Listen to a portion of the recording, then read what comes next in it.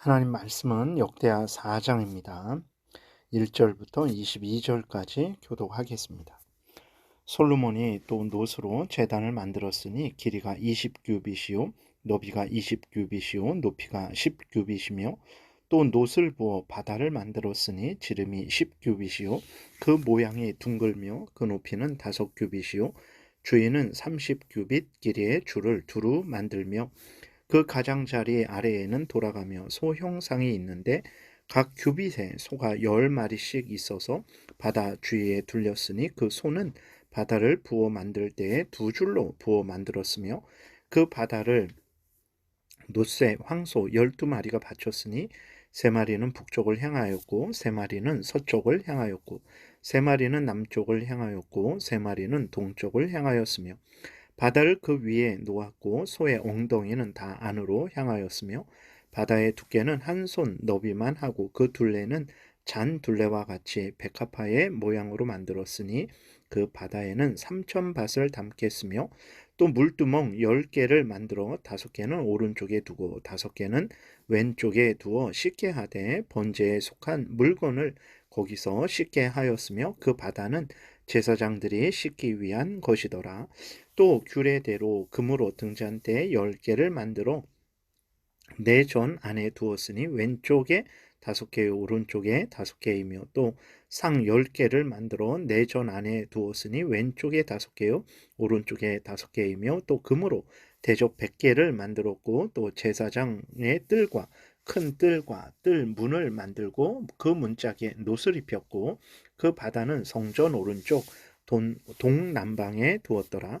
후람이 또 속과 부삽과 대접을 만들었더라. 이와 같이 후람이 솔로몬 왕을 위하여 하나님의 성전에서 할 일을 마쳤으니 곧 기둥 둘과 그 기둥 꼭대기에 공 같은 머리 둘과 또 기둥 꼭대기에 공 같은 기둥 머리를 가리는 그물 둘과 또 그 그물들을 위하여 만든 각 그물에 두 줄씩으로 기둥 위에 공 같은 두 머리를 가리는 석류 400개와 또 받침과 받침 위에 물두멍과 한 바다와 그 바다 아래에 소 12마리와 속과 부삽과 고기 갈고리와 여호와의 전에 모든 그릇들이라. 후람의 아버지가 솔로몬 왕을 위하여 빛나는 놋으로 만들 때에 왕이 요단 평지에서 숫꽃과 스레다 사이에 진흙에 그것을 부어 내었더라.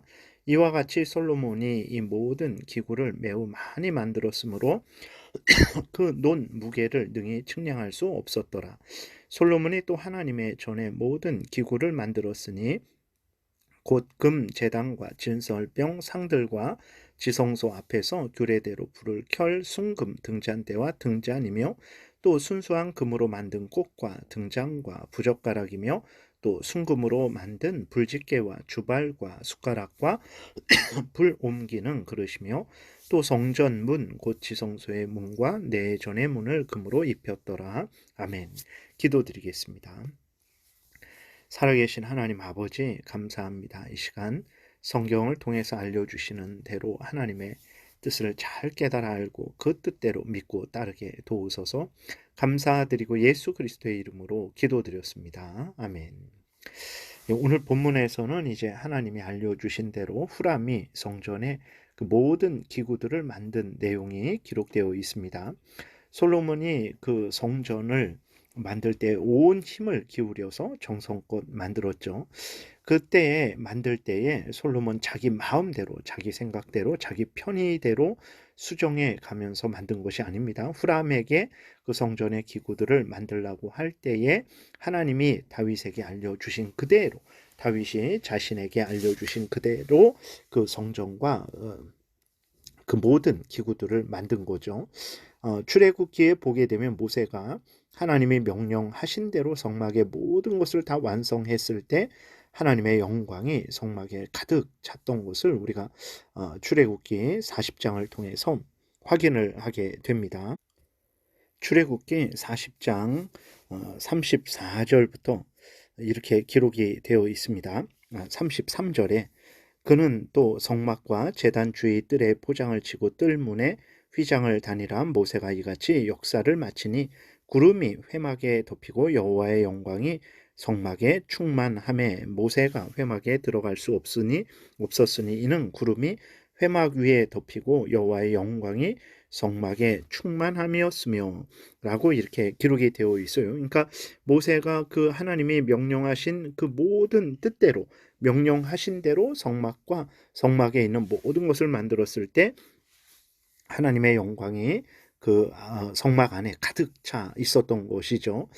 그러니까 마찬가지입니다. 솔로몬도 오늘 본문에서 후람을 통해서 성전과 성전에 있는 모든 그 기구들을 만들 때 이렇게 하나님의 뜻을 따라서 만들었죠. 그것을 하나님이 참 기뻐하시고 그 자세하게 만드는 모든 과정을 이렇게 성경에 기록을 해 주신 거죠. 신앙생활이라는 것은 이제 하나님이 말씀하신 대로 믿고 따르는 것이 신앙생활입니다. 하나님의 말씀이 어디에 있습니까? 우리의 꿈에 있습니까? 어떤 우리가 본 환상에 있습니까? 그러지 않죠. 성경에 기록되어 있습니다. 성경은 하나님의 말씀이죠. 그래서 신앙생활이라는 것은 성경에서 알려주는 그대로 믿고 따르는 것이 신앙생활이라는 것을 늘 잊지 말아야 됩니다. 내가 내 마음대로 수종하고 편하면 믿고 따르고 뭐 나에게 이익이 되지 않으면 의심하고 불신하고 따르지 않는다면 그것은 참된 신앙생활이 아니죠.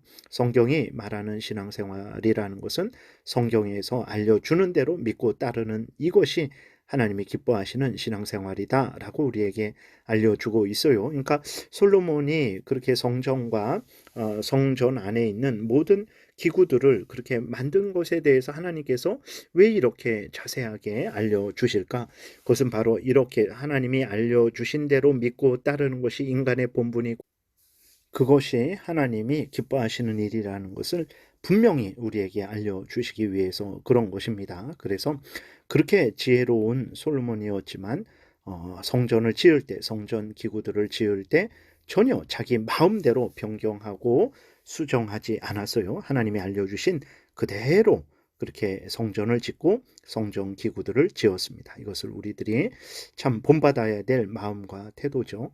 성경에서 알려주는 대로 믿고 따르는 것, 이것이 바로 우리들이 가야 할 올바른 신앙의 길이라는 것을 잊지 말아야 되겠습니다. 그리고 이제 놋제단을 만들었어요. 그 제물을 죽여서 불태우는 곳인데 이를 통해서 이제 제물이 대신 하나님께 드려짐으로 죄인이 산다라는 것을 알려주시는 거죠. 그래서 예수 그리스도가 우리 대신 죽으시고 하나님께 제물 되심으로 우리가 살게 되었다라는 것을 알려주시는 것입니다. 그러니까 구약의 이스라엘 백성들은 어떻게 구원 얻었나? 그들은 예수 그리스도를 믿어서 구원 얻었어요. 아담이 타락한 이래로 죄인들이 구원 얻는 것은 오직 예수 그리스도를 믿어서 구원 얻죠. 근데 어떻게 구약 백성들이 예수님을 알았을까? 오실 예수님에 대해서 그들은 어떻게 알았냐? 바로 성전에서 양을 잡아서 양에게 안수하고 양을 잡아서 양을 죽이고 자신은 사는 그러한 것을 통해서 예수 그리스도가 우리 대신 우리의 죄값을 치르심으로 말미암아 우리가 산다라는 그 예수 그리스도로 말미암은 그 복된 구원의 복음을 그들이 받은 것입니다. 그래서 구약의 백성들도 이렇게 성전에서 하나님이 알려주신 제사를 통해서 예수 그리스도가 구주시라는 거, 우리 대신 죽으셔서 우리가 산다라는 이것을 그들이 소개받았고 그렇게 믿어서 그들도 구원 얻었다라는 것을 우리가 분명히 기억해야 되는 것입니다. 그리고 동시에 그 제단에서 제물을 드리는 것은 모든 것을 다 불태워 드리죠. 그래서 우리 자신을 하나님께 온전히 드리는 것을 나타내고 있는 거죠. 2절에 보면 바다라는 것은 이제 큰 물통입니다. 지름이 한 4.5m, 높이가 2m 되는 아주 큰 물통이에요. 이 물통에 있는 물로 제사장들이 몸을 씻는데 또 사용을 했고 6절에 물두멍이라는 것은 이제 작은 물통이죠. 작은 세수대와 같은 것입니다. 성전의 일을 하기 전에 손을 씻는 그러한 용도로 사용을 했습니다. 그러니까 바다와 물두멍을 통해서 알려주시는 하나님의 뜻은 하나님 앞에 나올 때는 반드시 정결하게 해서 나와야 된다라는 거죠. 더러운 것을 묻히고 나와서는 안 됩니다. 다시 말해서 죄를 가지고 나와서는 안 돼요.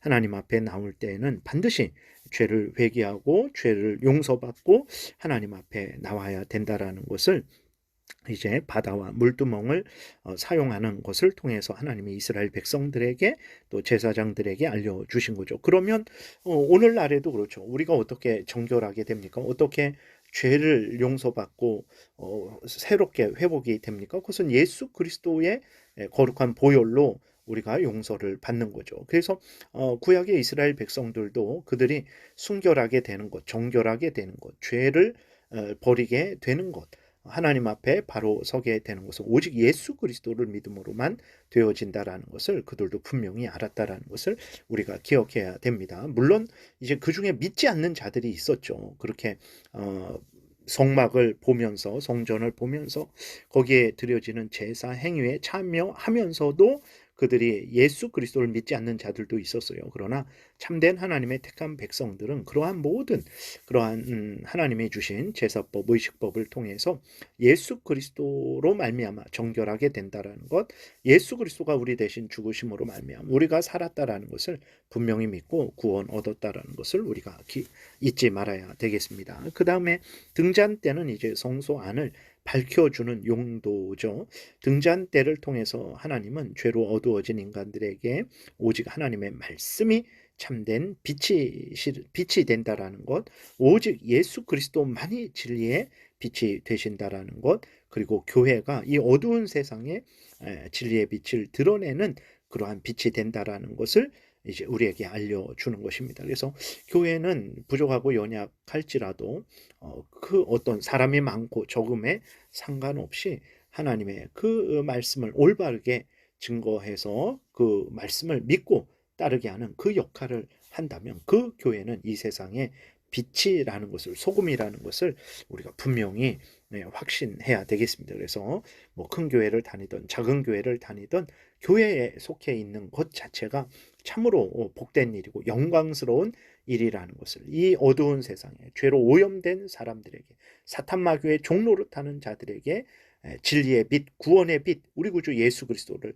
증거하고 하나님의 진리의 말씀을 증거하는 곳이라는 것을 깨달아 알고 그런 감사함으로 우리가 교회 생활을, 신앙 생활을 해야 되겠습니다.